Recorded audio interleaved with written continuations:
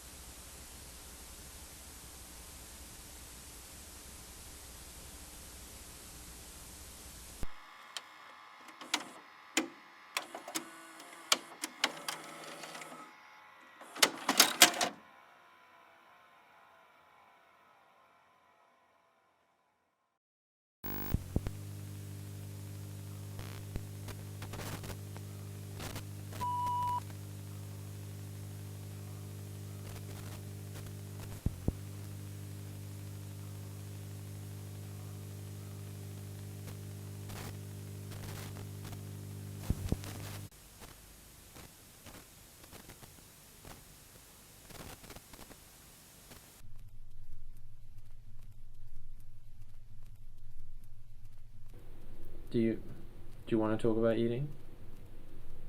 Yeah, I mean, I would say personally, I think I've really.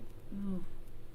Actually, yeah, no, that I probably have self harm through not eating in a direct way that isn't necessarily restricting food content that in the way of wanting to lose weight, of like keeping, not allowing myself food in a way of punishment. I did the opposite. When I was struggling with my mental health the worst, when I was younger, year 11, binge eating is how I made myself feel better. I would come home from school and make myself, because my parents were not well off, so there wasn't like snacks available all the time. So I quickly figured out that my mum would have icing sugar, which she wouldn't need because my mum doesn't bake, so I don't know why she had icing sugar. And I would make myself a big bowl of buttercream and eat that every day, and it was not good for me. No shit. Yeah.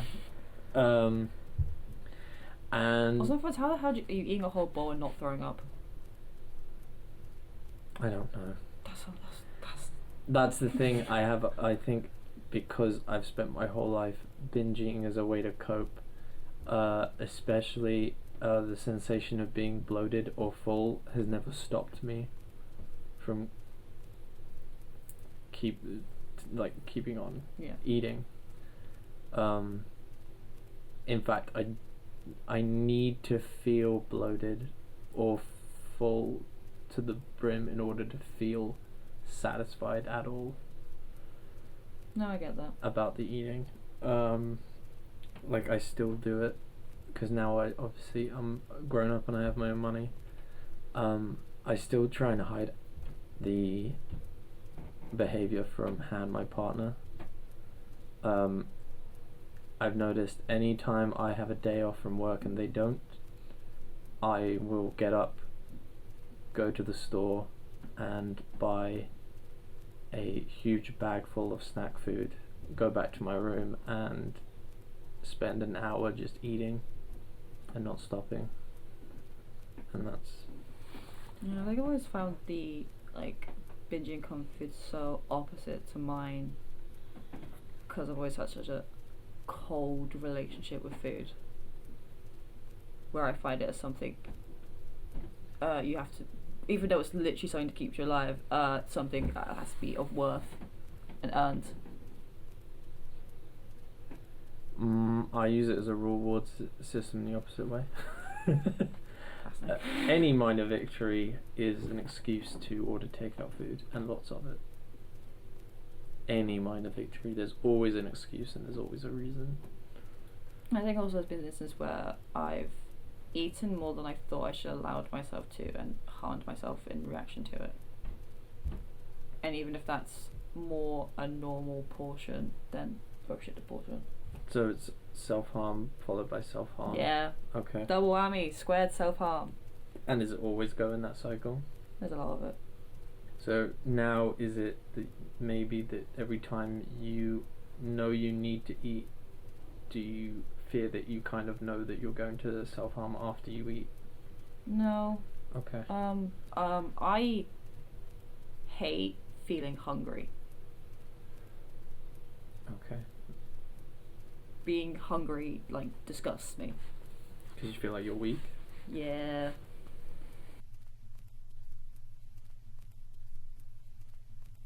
First time I saw self-harm, I was in secondary school. I think it was about year 8 or year 9.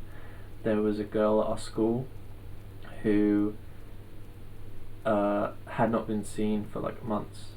I wasn't very close to her, but then she came back and it was all smiles and fine, but it was the summertime and our school uniform changed to polo shirts and her arms were covered in scars, and there was just an aura around the whole thing that you don't talk about it at all, like you don't acknowledge it, and not even like to her, like don't ask about it, which would be fair, like, you know, don't want to talk to her about it and ask about it because it's none of your business really, or at least that's the idea.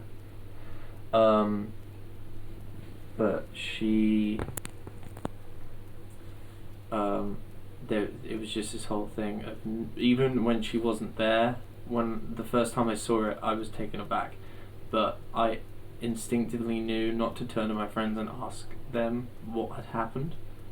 It was just an aura of, it was there right in front of your face, and we were just not supposed to acknowledge it whatsoever.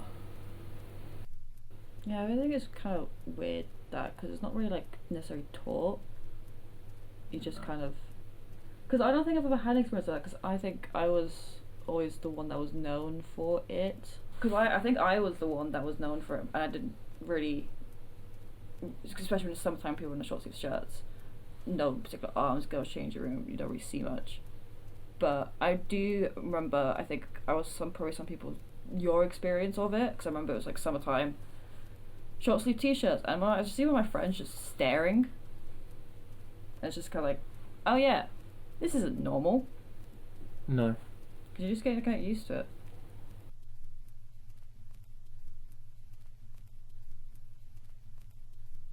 What do you think the reaction is going to Yeah. be? What's been your past when all of a sudden you're in a place where you have to reveal those scars?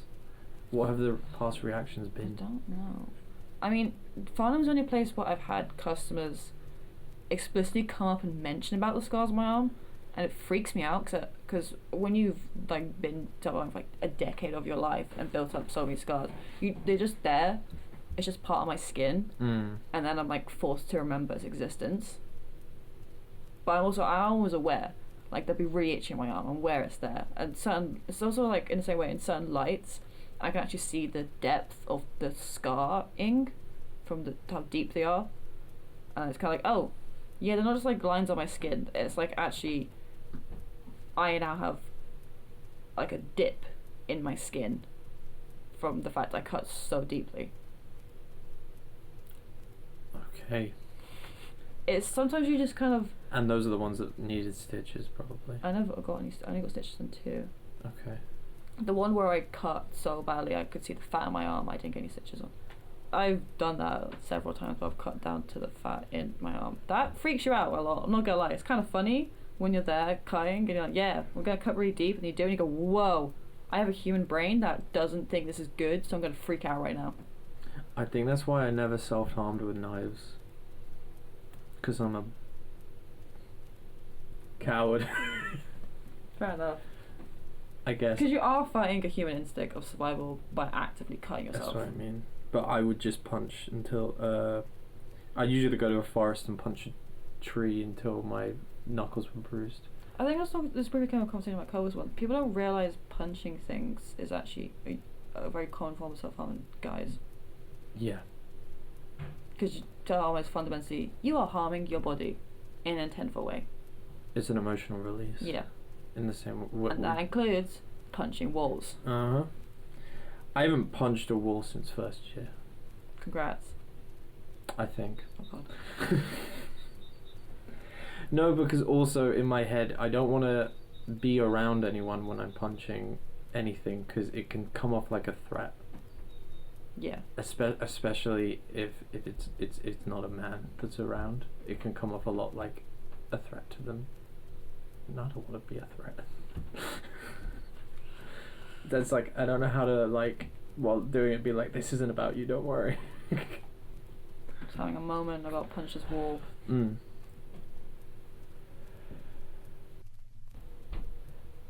I ask, where on your body have you I have cut every single part of my body.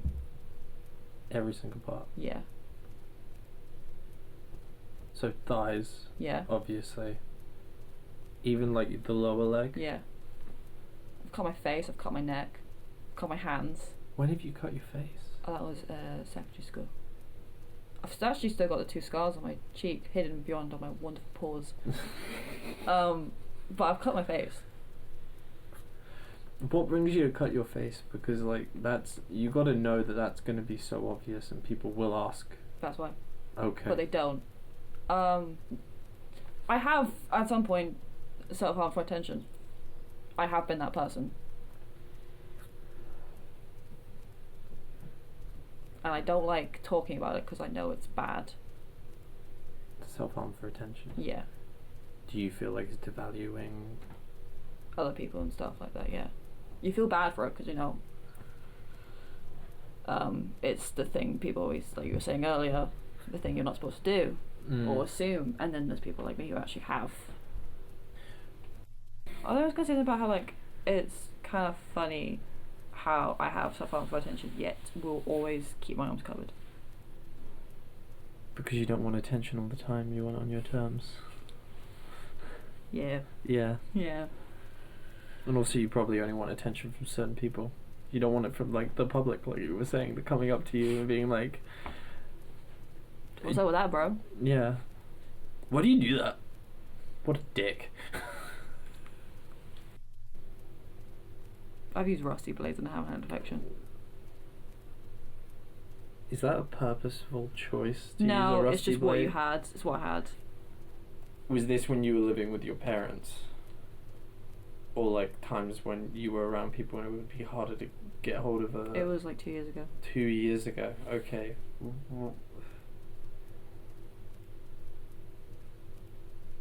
Do you throw out the blades and hope that you're never going to use them again? No, I keep them. The only time I've ever had them taken off me is when they've been taken off me.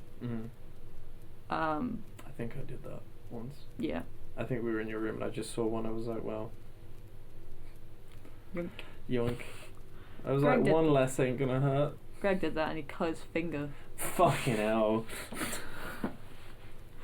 It's because I've moved on from sharpeners to proper razor blades, so they're a bit sharp. Oh. But now, I mean, the reason why I had a rusty one is because I was hiding them in extreme places. It was in the back of my phone case, and that sometimes would get like a bit damp around in the shower, so it just kind of got rusted at the back there.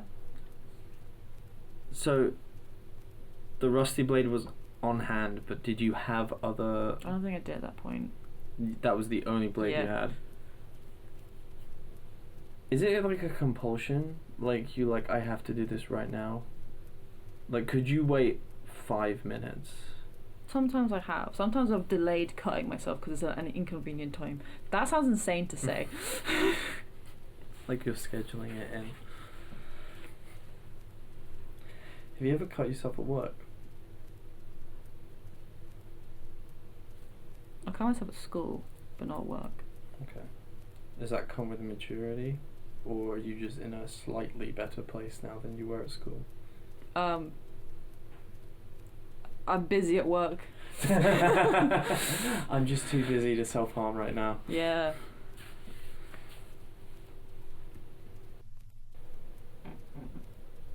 I think there was one of the things someone said to me once, I don't want to name them, was that I wouldn't know who I was without the self-harm and the suicide attempts. Like, what, they accuse you of not having a personality outside of that? Or an identity outside of that, I guess. Yeah. Did that hurt you because this is something you had already been thinking about? I guess, because then you kind of am just like, who actually am I? Especially when you have the disorder of self-harming and trying to kill yourself, and then you are kind of like, it's the whole thing of like getting better. Who are you when you don't have any more? When it's been a decade of your life.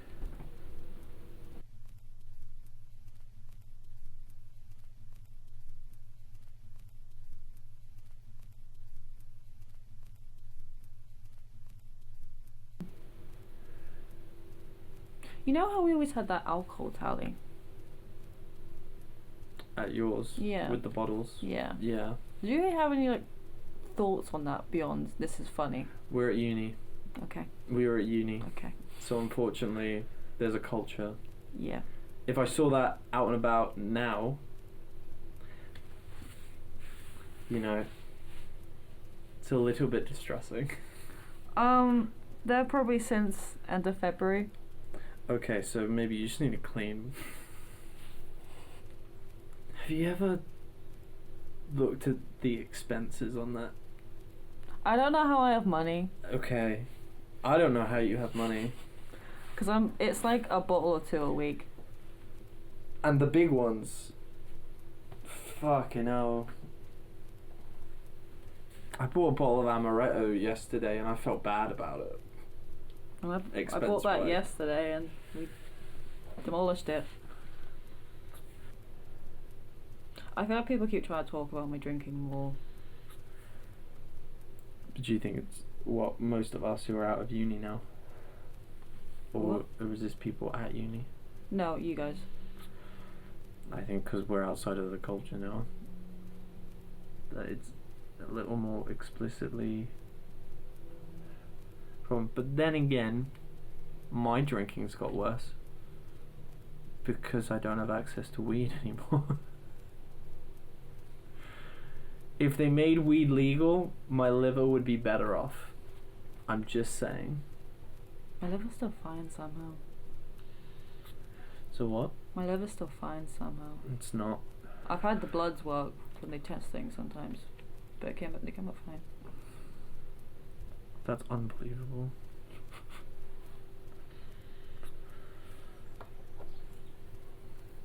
Do you think you're gonna quit? I don't know. I don't think I can. I don't think I can do it by myself.